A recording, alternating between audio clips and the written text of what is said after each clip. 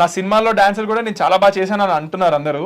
But I practice it a lot. నేను ఇప్పుడు junior NTR గారి లాగా లేదా అల్లు అర్జున్ గారి లాగా వాళ్ళు they do very little practice అని అంటారు.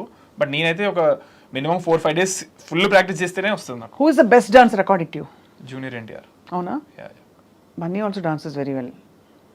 ఎవరు? ఆఫ్ కోర్స్ మన బన్నీ. బన్నీ యా.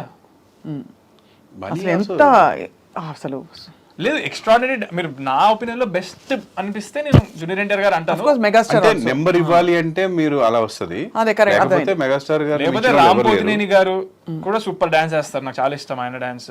హరిష్మా శంకర్ 2 లో అయితే అద్దరు కొట్టేశారు డాన్స్. బన్నీతో ఏమవుతుందంటే డాన్స్ తో పాటు మీకు ఫీట్స్ ఉంటాయి. అండ్ ఎక్స్ప్రెషన్ జూనియర్ ఎన్టీఆర్ దాంట్లో ఓన్లీ డాన్స్ ఉంటుంది, ఫీట్స్ ఉండవు. జిమ్నాస్టిక్స్ ఫీట్స్ కానీ లేచి పడ్డాలు కానీ ఇవన్నీ మిక్స్ ఉంటాయి మన బన్నీ గారి దాంట్లో.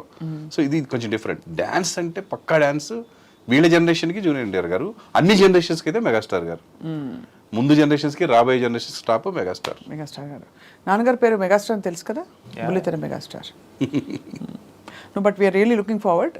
ఈ సినిమా రావాలి, అందరినీ అలరించడమే కాకుండా ఈ యాటిట్యూడ్ స్టార్కి యాటిట్యూడ్ ఉండే ఫిల్మ్స్ క్యారెక్టర్స్ ముందు ముందు వచ్చి సార్థక నామధేయులు అవ్వాలని చెప్పి. స్వప్న గారు ఒక మంచి మిమిక్రీ ఆర్టిస్ట్ కూడా. ఒక 2 క్వశ్చన్లు మీరు స్వప్న గారి లాగా కాకుండా మిమిక్రీ ఆర్టిస్ట్ లాగా అడగండి, చూద్దాం. అంటే మీ ఇష్టం, ఎవరిలా అడుగుతారో అడగండి. నేను అడగనా? మీరే అడగండి. మీరు ఇప్పుడు అడిగే క్వశ్చన్స్, ఎందుకంటే ఇది ఎంటర్టైన్మెంట్ కాబట్టి మా సినిమా ఎంటర్టైన్మెంట్ వేలోనే ఫినిష్ చేద్దాం. తన ఒక క్వశ్చన్ ఏదన్నా ఒక వాయిస్తో అడగండి, నన్ను ఒక క్వశ్చన్ ఏదన్నా ఒక వాయిస్తో అడగండి.